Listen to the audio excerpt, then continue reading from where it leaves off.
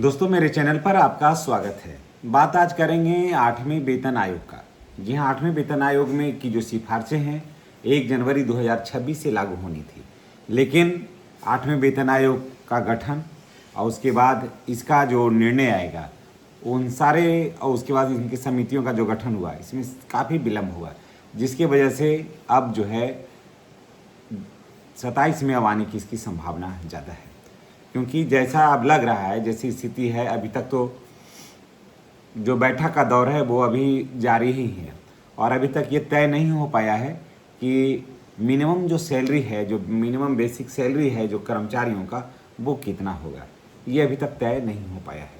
तो जब तक यही तय नहीं हो पाया है तब तक ये कहना मुश्किल है कि ये कब आएगा, क्योंकि ये सारा कुछ तय होता है फिटमेंट फैक्टर पर।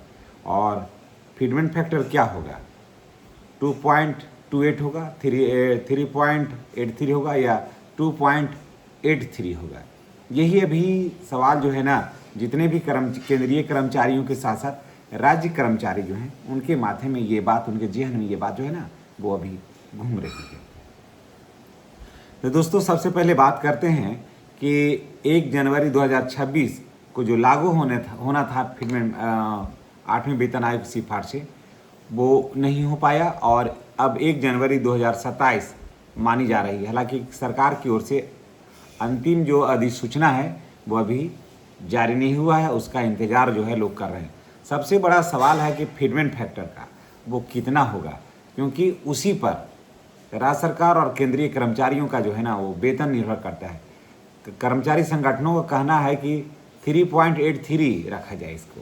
जी हाँ, क्योंकि अब जैसे पहले था कि सिर्फ महंगाई को देखा जाता था, अब हो गया कि बाज़ार को देखा जा रहा है कि बाज़ार का क्या स्थिति है। कुछ ऐसी भी महंगाइयाँ होती है, कुछ ऐसी भी बातें होती है जो घर परिवार से जुड़ा हुआ अलग हिसाब से जुड़ा हुआ रहता है। जैसे मान लिया जाए कि नेट पैकिंग है, नेट है, ऑनलाइन क्लासेज है, ये सारे चीज़ें, लाइब्रेरी का खर्च है बच्चों का, ये सारा जो खर्च है वो अब कर्मचारियों पर बैठता है। और उसके बाद एक एक घर में 5-5, 6-6 मोबाइल होते हैं, तो वाईफाई को भी रिचार्ज कराना पड़ता है, मोबाइल को भी रिचार्ज कराना पड़ता है, यानी कि उतने डाटा उपलब्ध कराना पड़ता है। तो ऐसे में अब सवाल ये उठता है कि सिर्फ हल्का वेतन बढ़ा देने से कर्मचारियों का कल्याण नहीं है, और सिर्फ नौकरी इसलिए नहीं किया जाए कि जीवन यापन किया जाए, नौकरी इसलिए भी किया जाए कि जिससे कि जो नीचे स्तर के जो कर्मचारी हैं उनका जीवन स्तर ऊंचा उठाया जाए। ये बात के लिए ज़्यादा प्रयास किया जा रहा है। तो देखिए, अब जो है पहले क्या था, फिटमेंट फैक्टर 2.57 2.56 था, ठीक है, पहले जो 7वें वेतन आयोग में आया था। और अब जो है वो चर्चा हो रहा है कि 2.83 हो या 2.28 हो या फिर 3.83 हो। अब जैसे देखिए, अब अगर बात करते हैं कि अगर 2.28 ही होता है, फिटमेंट फैक्टर अगर लागू होता है, मान लिया इतना ही होगा, तो अभी जैसे कितना है, मिनिमम जो सैलरी है 18,000 है, तो अगर 2.28 ही होता है तो मिनिमम सैलरी जो होगा वो 41,400 होगा। जी हाँ, इससे कम नहीं होगा, कम से कम 41,400 होगा। और यदि इससे कम या अधिक फिटमेंट फैक्टर होता है तो उसका पूरा गणित और बदल जाएगा। कर्मचारी संगठनों की मांग है कि फिटमेंट फैक्टर जो है वो 3.83 रखा जाए। यदि ऐसा होता है तब 18,000 जो न्यूनतम बेसिक सैलरी है वो लगभग बढ़ करके 69,000 रुपया तक पहुँच जाएगा।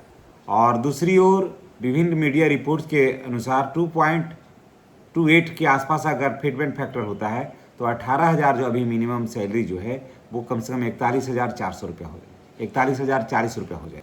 यदि इससे भी कम होता है तो पूरा फिटमेंट फैक्टर का गणित ही बदल जाएगा, लेकिन इससे कम होने की कोई बात नहीं है। 2.57 पिछले बार था, तो जो भी होगा तो उससे ज़्यादा ही होगा।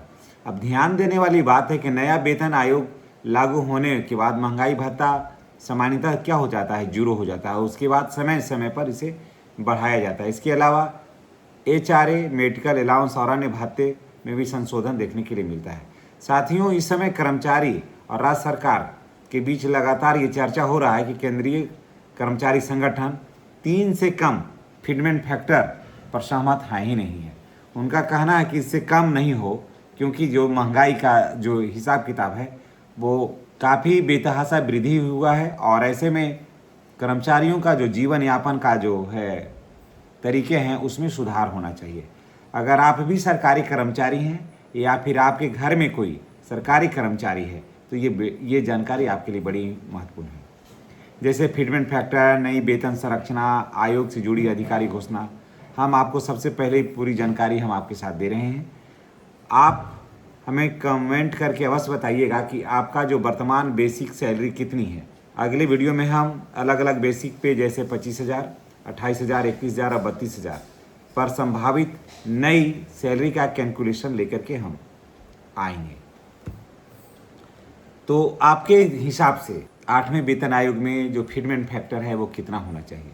क्या 2.28 होना चाहिए या पिछले बार था 2.57 जो था वो ही रहना चाहिए, या 2.83 होना चाहिए, या कर्मचारी संगठनों का है कि 3.83 होना चाहिए? तो कमेंट करके अवश्य बताइएगा। चलिए इसी के साथ हम आपसे विदा लेते हैं। नेक्स्ट वीडियो में हमारी और आपकी फिर मुलाकात होगी। चैनल पर नए हैं तो चैनल को सब्सक्राइब करके बेल आइकन को दबाना नहीं भूलिएगा। लेकिन ऐसे ज़्यादातर अगर संभावना व्यक्त किया जाए तो अगर व्यक्तिगत रूप से मेरी राय मानते हैं या और सबसे ज़्यादा जो संभावनाएं हैं तो 2.83 जो है ना वो सबसे प्रबल संभावना है। इस पर जाकर के फिटमेंट फैक्टर बैठने का पूरी उम्मीद है। सब ज़्यादातर उम्मीद इसी पर है। और आप इस संबंध में क्या कुछ राय रखते हैं तो कमेंट करके आप अवश्य बताइएगा। धन्यवाद।